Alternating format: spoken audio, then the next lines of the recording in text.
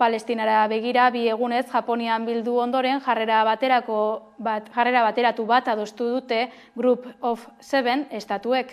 Gazan, eten humanitarioak egiteko eskatu dute munduko herrialderik industrializatuenek eta Amerikako Estatu Batuetako estatu idazkari Antony Blinkenek eman du G7koen erabakiaren berri goizean Tokion egindako prentsaurrekoan.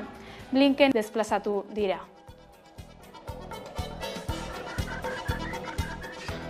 Espainiako Atzerri Ministerioak jakinarazi duenez, hil eginda Iban Ilarramendi urriaren 7an Hamasek baitutako euskal herritarra. Halere, haren heriotzaren inguruko xehetasunak ez daude argi oraindik eta ikertzen ari dira urriaren 7ko erasoaldian hil zuten edo baituta zegoela. Baina orain kontrakoa adierazi dute hainbat komunikabideek. Europa Press berri agentziak Israelgo iturri diplomatikoak aipatuz kaleratu duenez, ez da baituta egon eta Hamasek urriaren 7ko erasoan bertan hil zuen. Atzo gauean identifikatu zuten Ilarramendiren gorpua eta haren emazteare hilda aurkitu dute. EITBren arabera, Tel Aviveko ospitaleko gorputegian identifikatu dituzte bere ADN proben bidez.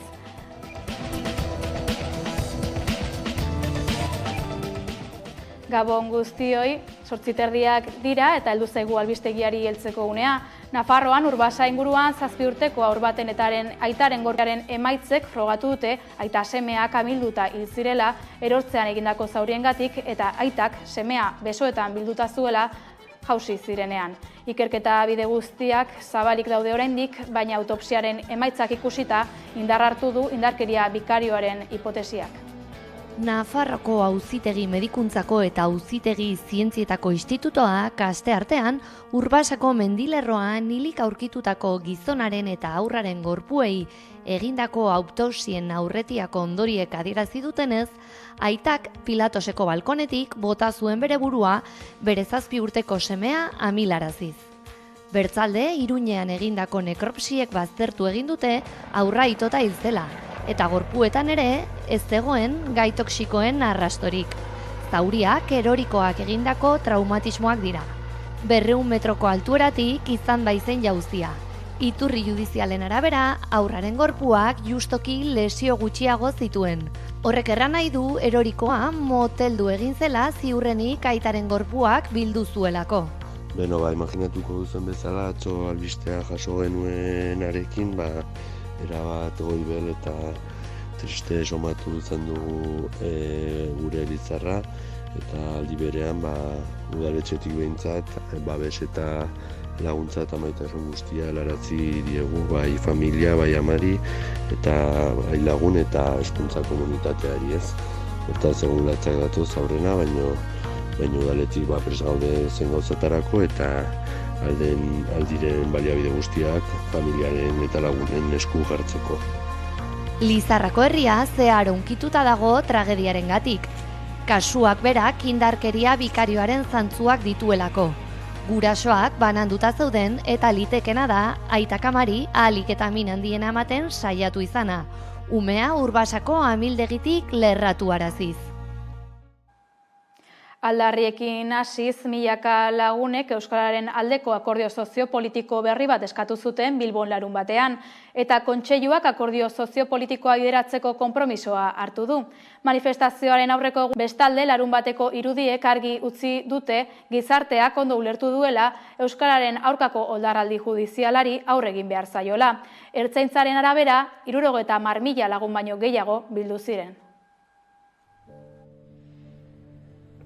Euskalgintzaren Kontseiluak azaroaren 4ean Euskararen biziberritzaren aurkako sententziak salatzeko 10.000 pertsona batu zituen manifestazioaren balorazioa egin du. Gure aurre ikuspenak gainditu egin zituen erantzunak. Eta pozik gaude arrakastarekin, nera berean uste dugu larunbatekoa baita ere izan zela Euskararen normalizazioan aurrera egiteko borondate oso sendo baten adierazpena. Eskizabelek adierazi du badagoela kezka bat Euskararen sustapenari jarritako oztopoek eragindakoa, eta aldi berean badagoela ere Euskararen normalizazioan aurrera egiteko gogoa. Manez Mantzola Kontseiluko koordinatzaileak gogorarazi du giza eskubideen deklarazio unibertsalek beren 2. artikuluan zehazten dutela inor ezin dela diskriminatua izan bere hizkuntzagatik. Azken aldian, ugaritzen joan dira auzitegietatik herritarron hizkuntza eskubideak murriztu dituzten sententziak. Eta jakin badakigu, aurrekoen bide beretik gehiago ere etorriko direla. Protokoloaren helburua hizkuntza eskubideen aurkako erasoen aurrean antolatu eta saretzeko tresna bat eskaintzea da. Euskalgintzaren eta hizkuntza eskubideen defentsan sinesten duten eragileen arteko harremana eta elkarlana auspotzeko. Hau da, tokian toki eta batasunetik erantzuteko tresna edonoren eskura jartzea. Bi kasutan aktibatu ahal izango da protokoloa. Lehena, arau, kontratazio edo deialdi bati helegitea jartzen zaionean. Eta bigarrena, hizkuntza eskubideen eta euskararen normalizazioaren aurkako sententzien baten berri jasotakoan. Azaroaren 7 goizean atxilotu eta arratsaldean askatu zituzten Ostia sareko 4 militante. Notifikazio bidez jakinarazi diete auzia martxoaren 12an izango dutela. Taldekako aldeatzeak leporatzen dizkiete. Ostia sareak 2022ko abenduaren 17an egindako ekintzari loturik atxilotu zituzten. Egun hartan, 21 militante sartu ziren Bougues agentziak Angelun dituen bulegoetan, Kanbon, Marieniako laborantza lurretan eraiki nahi duten etxe bizitza proiektua salatzeko proiektuaren maketa lurrarekin estaliz.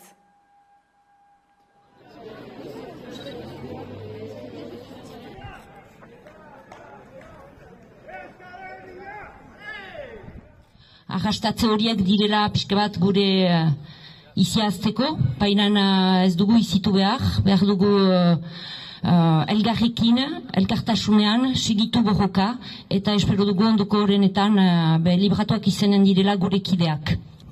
Atxiloketa hauen bidez, beldurra sartu nahi balin bat digute ere, hemen etxaipartaren erantzuna. Errepresioaren aintzinean, hemen egonen gira, atxilotuak askatu arte, aske behar ditugulako.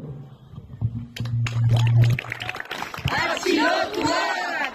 Askatu! Atxilotuak! Askatu!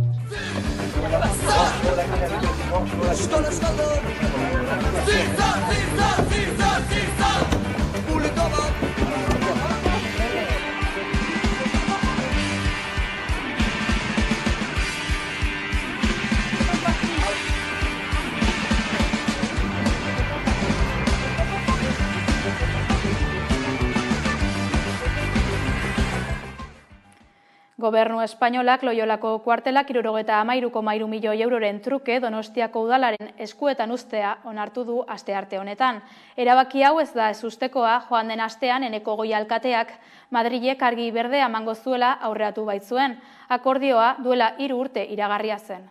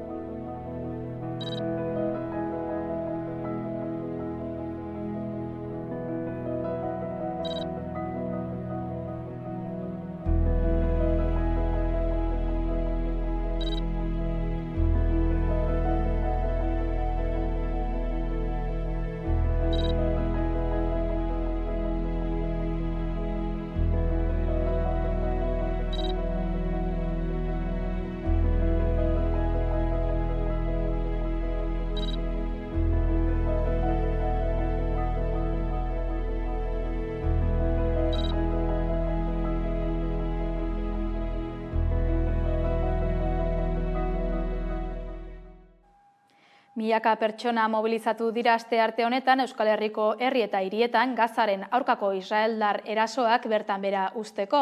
Gernika Palestina herri ekimenak deituta sarraskia amaitzea eta gatazkari bidezko konponbidea ematea eskatu dute.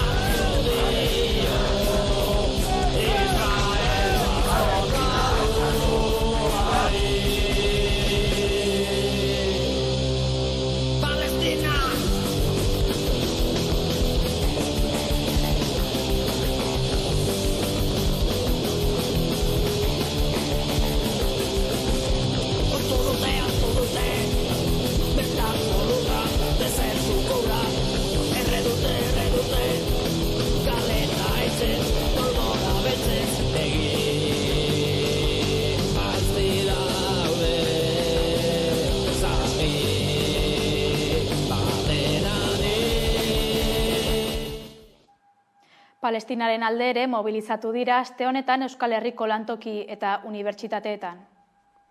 Gernika Palestina deialdi herritarrak deituak, Euskal Herriko unibertsitateetako komunitateek Palestinaren aldeko elkarretaratzeak burutu dituzte. EHU, Nafarroako Unibertsitate Publikoa eta Mondragon Unibertsitatearen egoitza ezberdinetan kontzentrazioak egin dira, Israelek Gazan egiten ari duen sarraskia gelditzea aldarrikatzeko. Gastizen egindako elkarretaratzean, ertzaintzak hainbat pertsona identifikatu ditu, manifestazioa jakinarazi ez dela argudiatuz. Palestinaren aldeko kontzentrazio bat burutzen ari ginen, eta, eskatu digute identifikazioa, eta esan digute ezin garela hemen egon, baina leku hau da EHUkoa. Hau ez da bide publikoa da, pasa daiteke edo nor, baina unibertsitateko eremua da, orduan han egiteko ez du jakinarazi behar poliziari lehenago. Orduan, iruditzen zaigu dela adierazpen askatasunaren beste murrizketa bat, eta guzti salagarria dela. Unibertsitateekin batera, Euskal Herri osoko lantokietan ere Palestinarekin elkartasun keinuak egon dira. Gernika Palestinak deituta, udaletxeen sarreretan elkarretaratzeak burutuko dira. Osotara, Euskal Herriko 107 udalerri inguru batu dira ekimenera. Nafarroan, pentsiodunek mobilizaziora deitu dute Iruñean. 1.080 euroko gutxieneko pentsioa eskatzen dute Zartzaro duin baten alde. Nafarroko pensionisten mugimenduak eta 1.080 orain herri ekimenak Nafarroko instituzio desberdinei 1.080 euro baino gutxiagoko pensioa osatzeko eskatu dio 2024ko aintzin kontuen legean diru partida bat aintzin ikusiz. Mugimenduak pentsio sistema publiko duin bat ziurtatu nahi du Zartzaroan. Horren alde borrokan karrikaratzea deitu dute.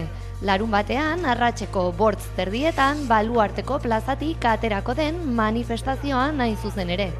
Nafarroako instituzio desberdinei 1.080 euroko baino gutxiagoko pentsioak osatzea exigitzeko. 2024ko aurrekontuen legean horretarako partida bat aurre ikusiz. Irailean esan bezala, pentsio sistema publiko batek Zartzaro duin bat ziurtatu behar du, eta egun hori gertatzeko berme bakarra 1.080 euroko pentsio minimoa ziurtatzea da. Aintzin kontuen eztabaida otsaila martxora arte gibeleratuko bada ere, bien bitartean atxikimendu kanpaina eta sinadura bilketak aintzineratu dituzte. Momentuz 20 eragile eta sindikatuen atxikimendua jaso dute. Eta herri dinamikaren aldeko 5.000 sinadura baino gehiago ere jaso dituzte. Hurrengo asteetan ere, udal desberdinetan mozioak aurkezteko asmoa dute. 1.080 euroko pentsio minimoaren aldarria herri desberdinetara zabalduz. Osakidetzari begira, Osakidetzaren 40. urteurrena ospatu dute Gasteizko Europa jauregian. Osasun sistemaren ibilbidearen gainbegiratua egin dute Osakidetzaren profesionalek eta baita profesional hoiek oztopoz jositako ibilbide bat oroituz.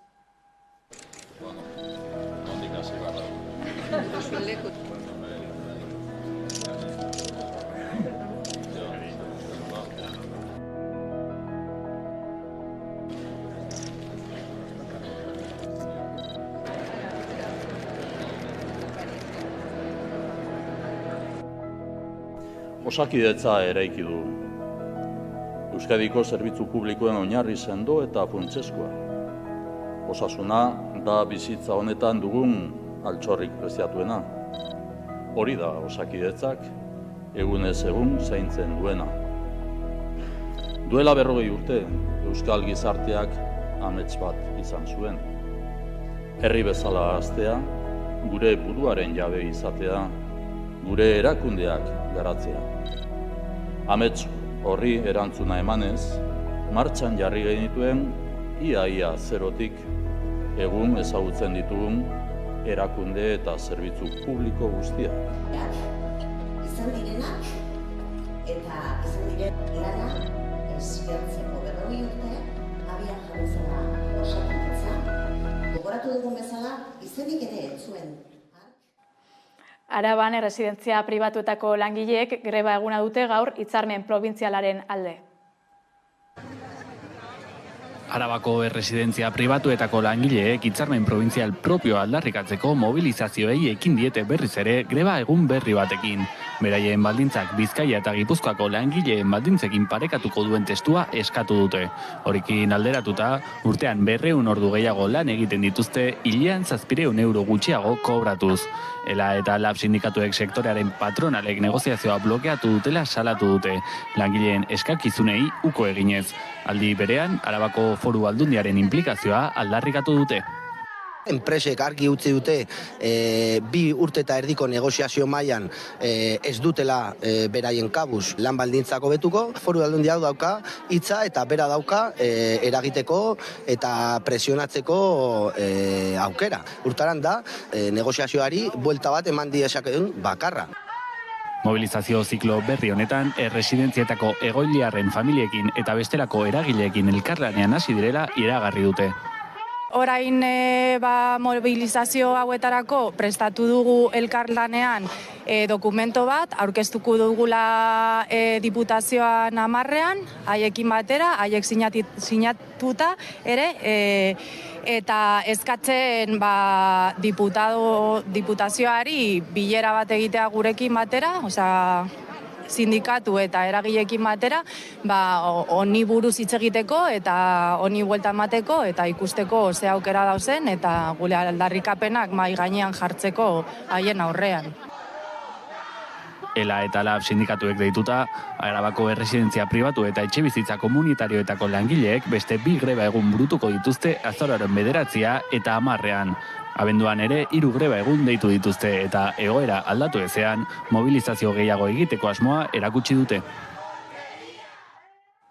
Grebak aipatuta, azaroaren 30ko greba feminista orokorrean zaintza sistema eraldatzeko premia aldarrikatu du mugimendu feministak. Greba gehiago jakiteko asmoz, mugimendu feministako kidekin elkartu gara, entzun ditzagun haien hitzak. Zerua zoardi, Iruñeko plazan elkartu gara. Gaztelu plazako kioskoan. Mugimendu feministako 2 kiderekin egin dugu hitzordua. Bata esperientzia duna, eta bertzea biziki gaztea. Horrelakoxea da mugimendu feminista. Berdintasunaren aldarriak ez duelako adinik. Tamainako greba orokor bat antolatzea, Euskal Herrian, eskualdean, auzoetan eta herrietan lan handia da. Mugimendu feminista ezen gelditu dena gelditu zenean. Pandemia garaian, bakoitzak beretzetik, baina elkarrekin aritu ginen aztertzen zein zen egoera eta, aspaldian 18 eta 19 egin zirenean greba feministan, ardatz bat izan zen zaintza eta bizitzaren erdigunean hori erreparatu beharra, eta ikusi genuenean modu gordinean nola azaleratu zen zeintzu ziren beharrak. Ez bakarrik mugimendu feministarako, baina gizarte oroarrek oroar konturatu zen zeintzu ziren beharrak. Eta orduan, sortu genuen, aztertu genituen egoeran eta interpelatzeko gobernuak egin genuen dosier bat. Hala ere, kasurik ez ziguten egin. Eta gu jarraitu genuen eta pandemiaren egoeratik ateratzean jardunaldiak antolatu genituen Gasteizen, 2022ko otsailean.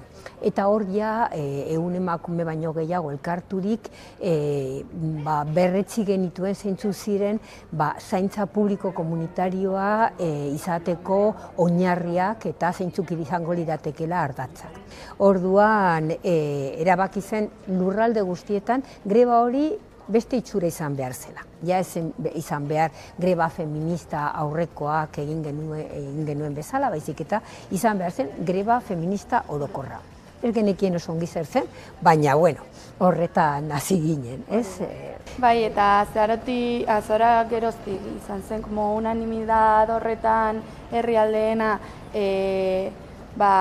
herrialdeka egon ginen asambladak egiten, hasi gara, greba horri gorputza ematen, ez? Martxoaren 8an mugimendu feministak iragarri zuen greba feminista orokorrera gindoa zela, apirilan egin genuen Gasteizen beste asamblada nazional bat, nun hortik atera ziren herri akordio, Amaiak esan duen herri akordio horren lehenengo zirriborro bat, ez? Eta geroztik koordinadoratik egon da herri akordio hori lantzen, sortzen, horren inguruan hausnartzen, eta azkenean ekainean aurkezpena aurkeztu zitzaien gainontzeko Euskal Herriko eragile sozialei, ez? Orduan geroztikan oso lan intensoa egin dela, koordinatu dela, iaztez behin sindikatuekin, egiteko, adosteko denon artean, bai propaganda, bai asanbladak egiteko eskemak lantoki guztietan, eta baita ere parte hartu dutela, bai herri akordioaren bere ekarpenak, baita ere herri akordiorako, eta egin ditugun mobilizazio guztietan. Eta greba erregistro formalki egin zen 10ean Nafarroan eta 11ean Euskal Erkidegoan. Hau da ja geldezina. Batez ere mandirak bi lan hildo bezala, ez? Batetik izan da herri akordio horren lanketa, herri akordio hori lurreratzea, jendarteratzea, jenteak ezagutu dezan, eta bestetik grebaren prozesua bera, ez? Greba feminista orokorra deitzen dugu, zer da greba feminista orokorra, badakigu greba orokorra dela, ez? Eta horrek suposatzen du ez bakarrik emakumeak baizik eta gizonezkoek ere egunean bertan lanpostua utzi beharko dutela, baina zergatik da feminista. Gure ideia da momentu oro, prozesuaren momenturo, mugimendu feministak prozesuaren lidergotza eukitzea, ez? Eta mugimendu feministak erabakitzeko eskubidea eta aukera hori edukitzea. Bai, orain arte izan dira, sortu dira asanblada feministatik, eta hor borontatea zen hori izatea, esan duen bezala ekinek lidergo hartzen zutena edo hortikan koordinazioa sortuko dela talde feministetatik. Eta baina hori lurreratu behar dela herri eta auzo bakoitzean nola itxuratu nahi dutela grebagun hori eta ze prestaketa egingo dutela auzoan edo herrian ezagutarazteko gainentzeko jendeari. Eta hori da, ritmo ezberdinekin eta forma ezberdinekin, baina aurrera doa. Sortu dira hemen Nafarroan adibidez herri askotan, sortu dira talde mistoak edo deitzen diogunaiak greba komiteak, eta baita ere sindikatuak gonbidatzen dutela bere afiliatuak parte hartzeko, hortxe bertatik aterako dira ze ekimenak bultzatuko direla grebaren egunean. Orain badakigula lan handia dagoela, batez ere badutela nahiko lan sindikatuek lantokietan greba honen batez ere zergatia ulertarazteko, ez? Badakigu zaintza zer den, baina ez dugu ez gara gelditu pentsatzera zer suposatzen duen zaintzalan honek eta nori suposatzen dion zaintzalan honek, ez? Zaintzalana egonda historikoki feminizatua, egonda geroz edo badago geroz eta gehiago arrazializatua, orduan nahi dugu paradigma aldaketa bat ematea, horregatik eskatzen diogu bai, jendarteari honen inguruko hausnarketa kolektibo bat ematera eta pentsatzera benetan zer suposatzen duen zaintzalanak eta noren gain jausten diren zaintzalan horiek, baina bestaldetik honetan eta gaia honekiko zaintzalanak gure ustetan egon beharko lirateke instituzioen eskuetan, zerbitzu publikoa izan beharko litzateke, bada lan oso privatizatu bat, nork zaintzen du gure adineko jendea edo nork zaintzen ditu gure txikitxoak, ez? Bai, eta ekinek esaten duen bezala, interpelazioa, noske gizarte oroari dela, baina gehien badala interpelazio instituzioei, gehien bat ze tankera hartu duen zaintza alde batetik, esan duen bezala ekinek familiarizatua dago, familiengan erori dela eta familia horretan emakumeengan historikoki, baina aldaketa sozial handia eman da. emakume askok eta askok sartu dira lan merkatuan eta orduan nortzuk ordezkatu dutela zaintza. Ez da nola baita aldaketa beste herrietan gertatu den bezala instituzionalki zaintza hori ematen direla baliabideak zaintza hori aurrera eramateko, baizik eta familian bertan eta bakoitzak molda dezala alduen moduan. Alduen moduan hori, daramagu 3 hamarkada gutxienez, hori arrazializatua dena. Emakume torkin askok dira gure bere gain hartu dutenak zaintza etxeetan, eta gaina lan baldintzak prekarioak, kaskarrak, askotan paperik gabe, egoera erabat eskandalagarria dena.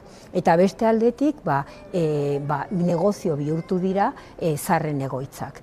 Eta orduan, badakigula, parte hartzen dutela fondo egiterek, dena privatizatu da, eta publikoa direnak ere, kudeaketa pribatua dutenak. Orduan, lehenengo gure aldarrikapena dela, zaintza ezin dela negozio izan. Hori da, argi utzi nahi dugula greba honekin. Baldin badago, paradigma hortatik atera behar dugula bai ala bai. Bigarrena dela baita ere, hau dela gizarteren ardura baldin bada, instituzioak izan behar direla, irauli behar dutenak orain dagoen sistema eta benetan ez usteko inor atzera.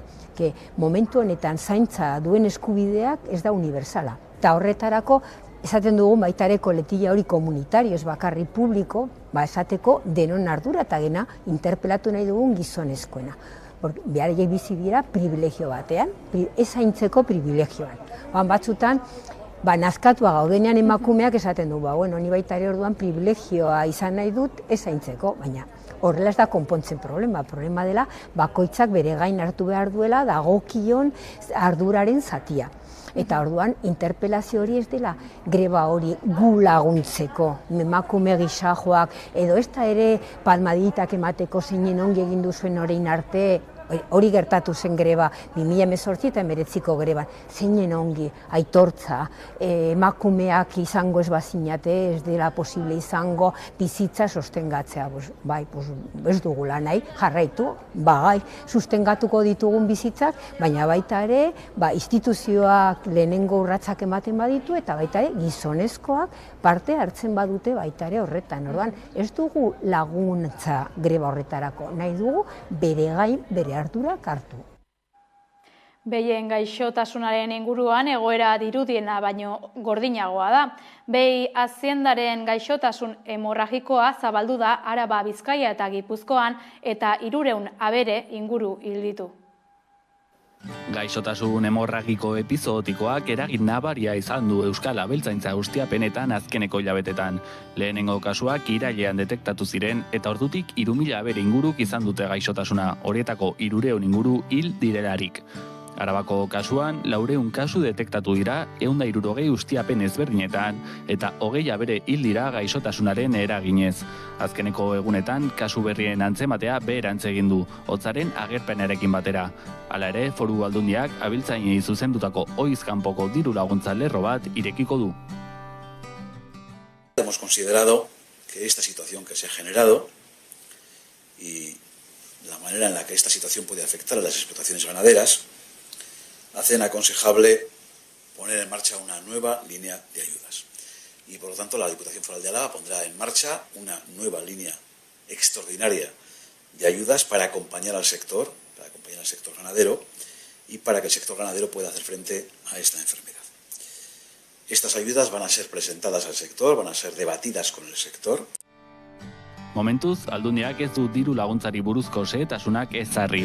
Ostegunean, sektorearen ordezkariekin bilduko da hauen beharrak ezagutzeko eta laguntzaren nondik norakoak zehazteko. Politikan EH Bilduk azaroaren 18irako Bilboko kaleak hartzeko deia egin du Euskal Nazioa eta erabakitzeko eskubidea aldarrikatzeko.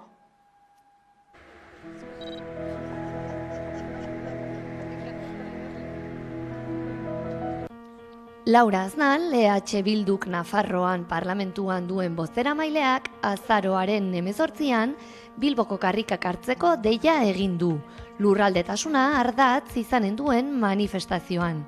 Izan ere, lurraldetasunari buruzko eztabaida zabaldu nahi du EH Bilduk Espainiako estatuan.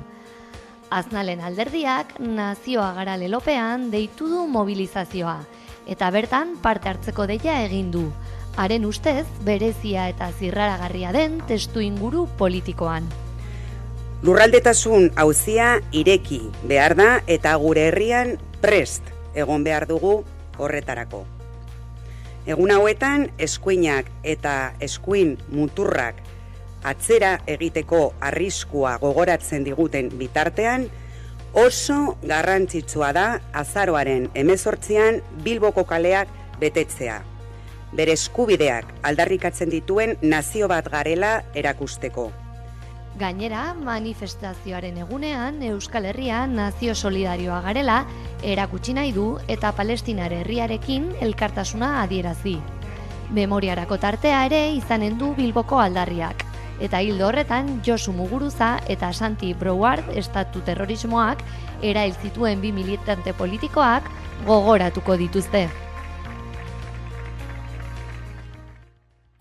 Guggenheim Urdaibai proiektuari dagokionez badugu berririk. Busturialdeko udalek EH Bilduren agindupean gardentasuna eskatu diote Bizkaiko Foru Aldundiari Guggenheim Urdaibai proiektuari buruz eta baita eskualderako garapen eredu adostu bati buruzko eztabaida irekitzeko eskatu diote. Eredu bat eta eskualderi bizkarra emoten dion eredu bat. Bizkaiko Foru Aldundiak proiektuaren bultzatzaileak hartutako bideak eskatzekoa da. Izan ere, ez du planteamentua Urdaibaieko gainonentzako erakunde eta eragileen partekatu eta proiektuaren gaineko informazio falta agerikoa da. Honen aurrean, Bizkaiko Foru Aldundiari hurrengokoa eskatzen diogu. 1. Izan dezala kontutan, Gernika-Lumo mobilizatu ziren milaka herritarren aldarrikapena. 2. Ireki dezala proiektuaren gaineko eztabaida eta hain beharrezkoa den eskualde ereduaren gaineko dialogo tokiko erakunde, eragile eta herritarrekin. Busturialdeak behar izan handiak ditu. Estrategia integrala osoa eta premiaz behar ditu.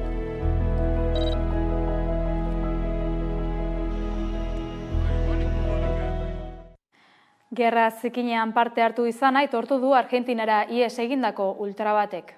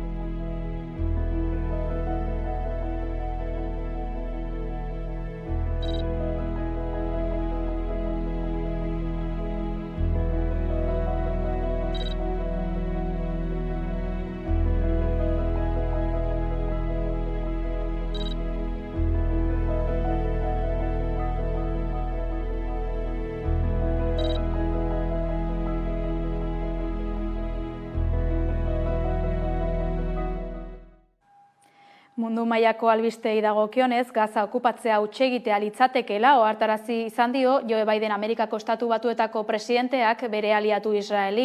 Etxe Zuriaren iritzi horri buruz galdetu zioten Benjamin Netanyahuri atzo goizean Amerikako Estatu Batuetako ABC telebista katean eta Israelgo lehen ministroak erantzun zuen uste duela orain hilabete Gazan hasitako erasoaldia amaitzean Tel Avivek hango segurtasunaren ardura hartuko duela epe mugagabe batez.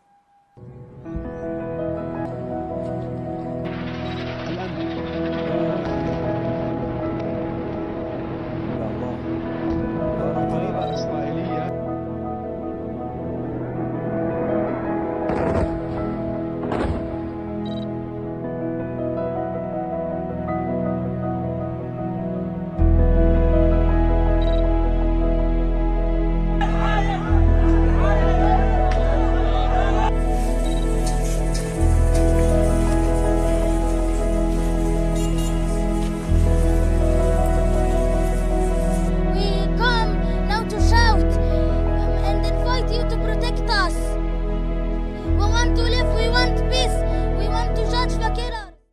Espainiako gobernua osatzeko negoziazio betean eskuin muturrak sustatutako protestak eta oldarraldiak ugaritu egin dira alderdi sozialistaren egoitzen aurrean.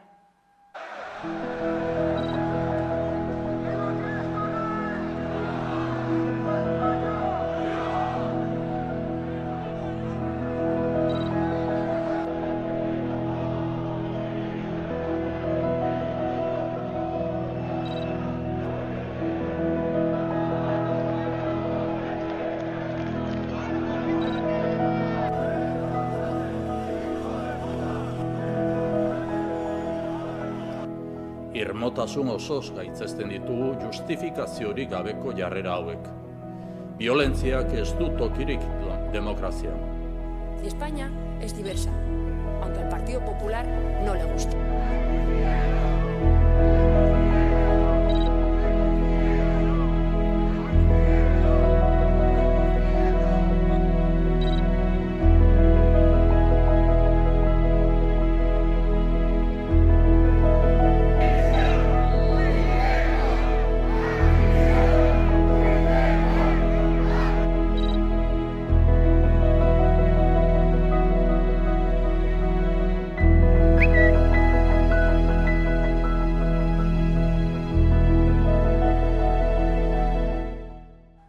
Kataluniara begira, Kataluniako Generalitateko presidente ohi Carles Puigdemont eta RC Esquerra Republikanako idazkari nagusi Marta Rovira inputatu ditu Espainiako Auzitegi Nazionalak tsunami demokratikoaren kontrako ikerketaren harira. Auzitegi horretako epaile Manuel García Castellón 2019ko udazkenean izandako protesta sorta ikertzen ari da eta zehazki terrorismo deliturik izan ote zen. Denera 10 lagun inputatu ditu gertakari horiengatik. Aquells que teòricament és a qui els hi toca impartir justícia, alguns, no tots, busquen no només condicionar negociacions polítiques, sinó castigar-les, prevaricant.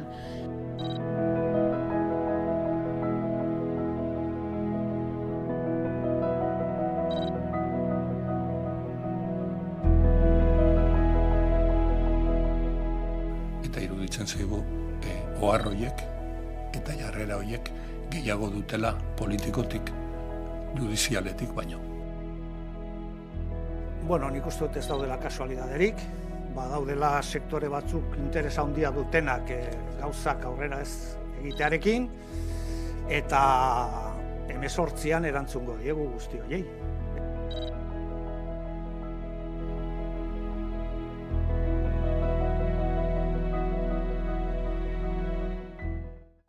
Portugalen Antonio Costa Portugalgo lehen ministroak dimisioa eman du ustelkeria kasu batengatik.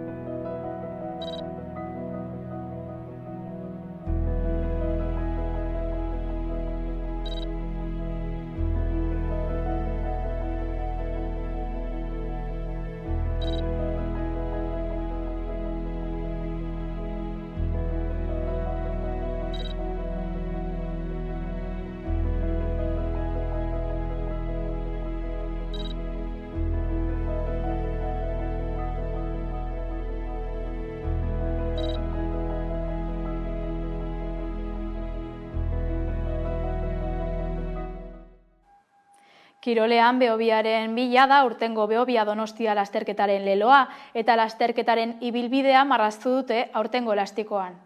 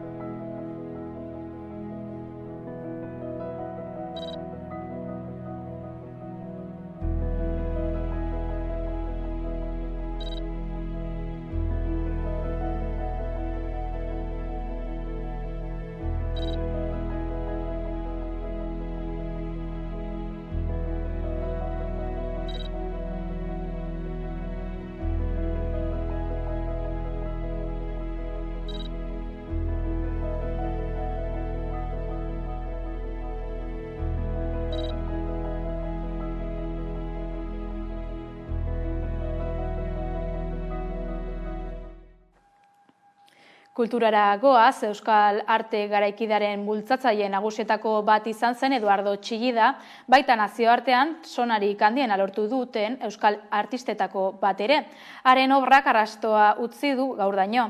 2024ko urtarrilean 100 urte beteko dira artista jaio zenetik eta mendeurrena ospatzeko disiplina anitzeko programa oso bat antondu du Eduardo Txillida Pilar Belzuntze Fundazioak.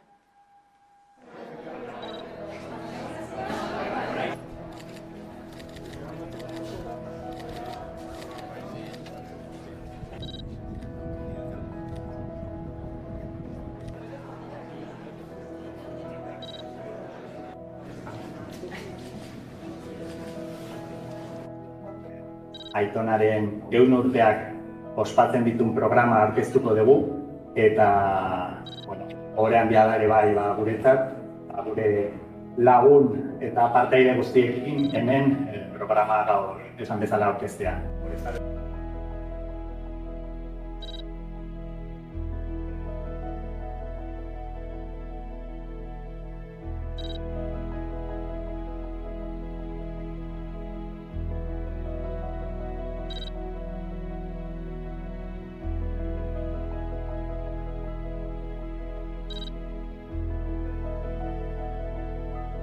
Jaiotzaren mendeurrena ospatzeko. Eta pozten hau baita ere erakunde askoren izenean hitz egin ahal. Demokraziaren bezperan amnistia eskatu genuenean edo herri honetarako Euskal Unibertsitatea aldarrikatu genuenean. Eta gure alde egin zuen, Txillidak egin du. Kantu bat gara lanaren ondotik, kantu berri bat gara disko liburua kaleratu du Jon Maiak. 14 kantu bildu ditu eta transmisio eta identitatea dira gai nagusiak.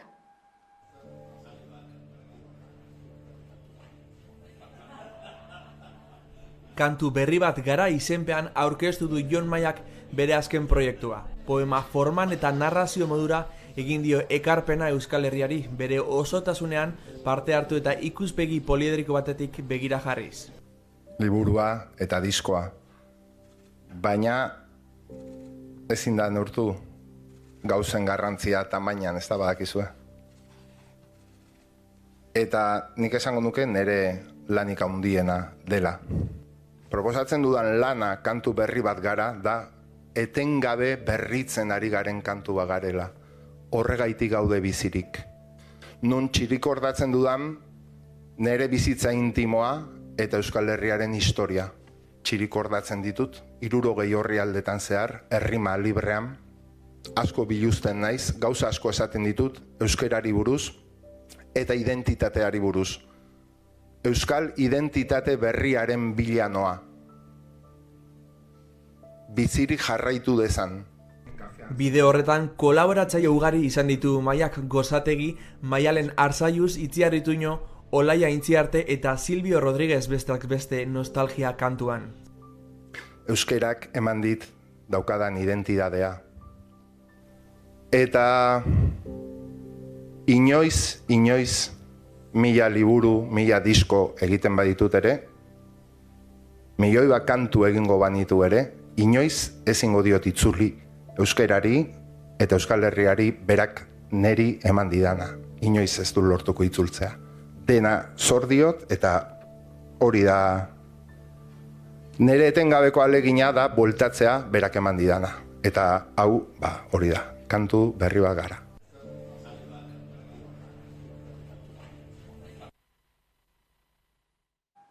Ikus-entzunezkoetan berri honekin gatoz. Estíbaliz Urresolaren 20.000 especies de abejas filma Europako Zinema eta Forke sarietan izendatu dute.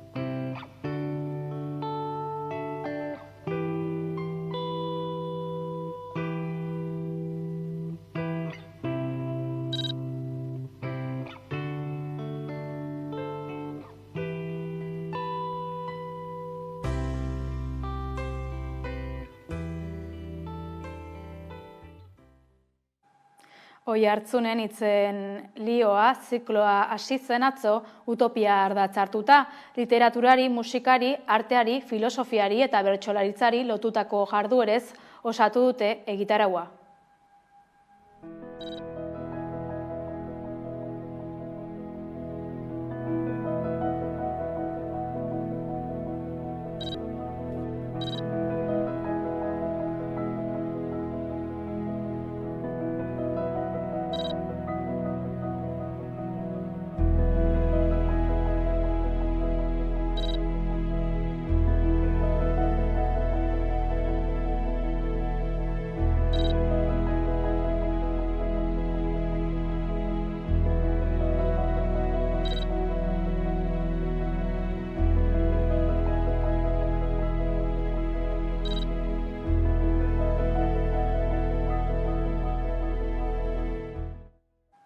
Emakume nekazariak ditu izpide, Leire Milikuak idatzitako Elisipe bildumako azken aleak.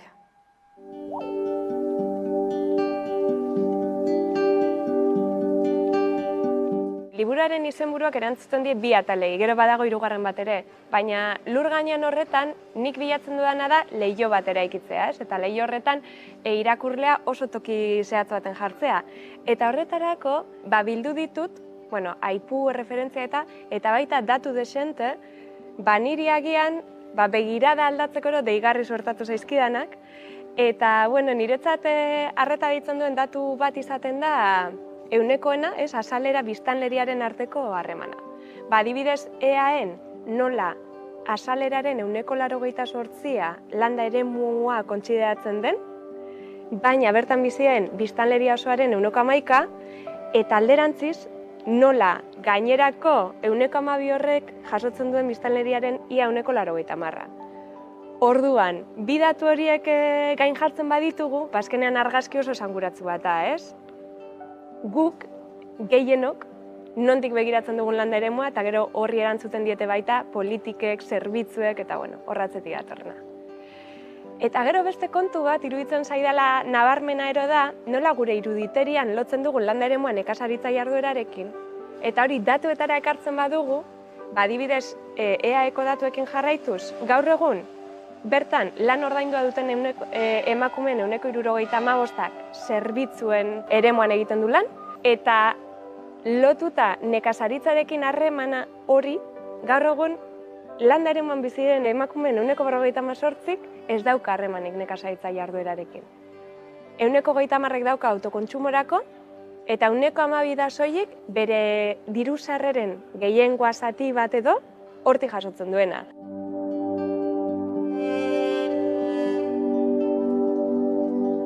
Liburuaren erdiko atal horretan, itzala azpian deitzen dena, lehenengo atalean sortutako leiho horri gehitzen diogu bosgorailua, eta hau ere asko gustatzen zaitza, azkenean bosgorailu funtzioa dauka. Ekartzen ditu emakume protagonista horien ahotsak, eta horiek arilkatzen dira, nik ekartzen ditut bestelako datu referentziak baina beti horri markoa emateko. Eta iruditzen zait, sortzen dela alako bidai bat, atalaren amaieran, ulertarazten diguna pixkat zein den beraien egoera erabakiguneetan. Ulertuta, testu inguru jakin baten kokatzen dela, eta sistema jakin baten.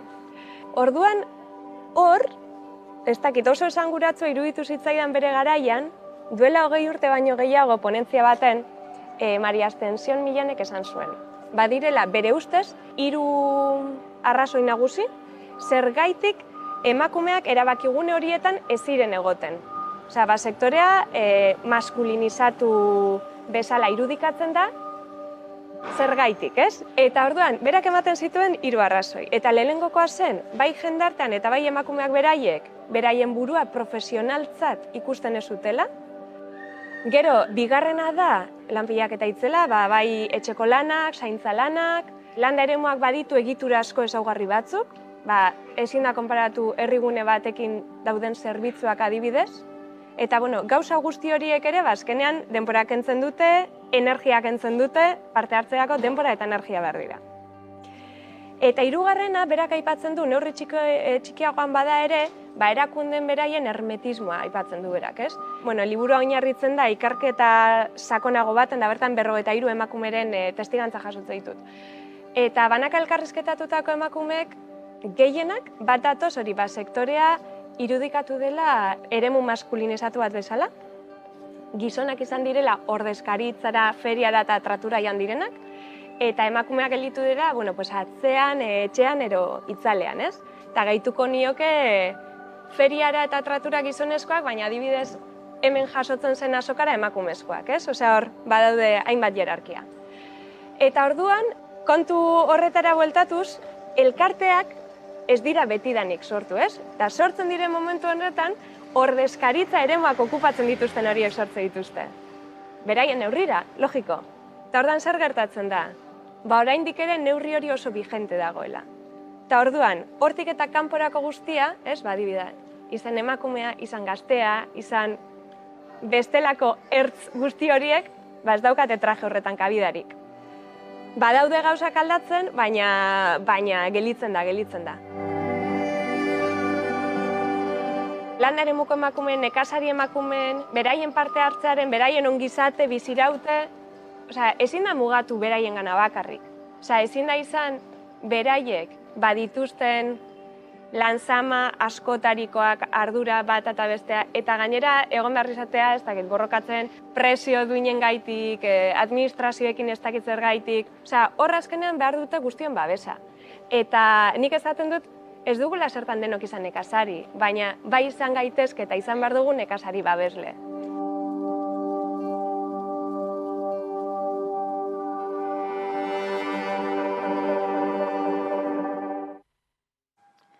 Azken albiste honekin iritsi gara gurean gaur albistegiaren amaierara. Hauek izan dira gurean gaur jasotakoak, edo nola ere badakizue guztiak eta gehiago nahi duzuen aldiro 11.eus atarian. Gilda taldearen Putero Batilda abestiarekin utziko zaituztegu. Ondo izan eta bihar arte.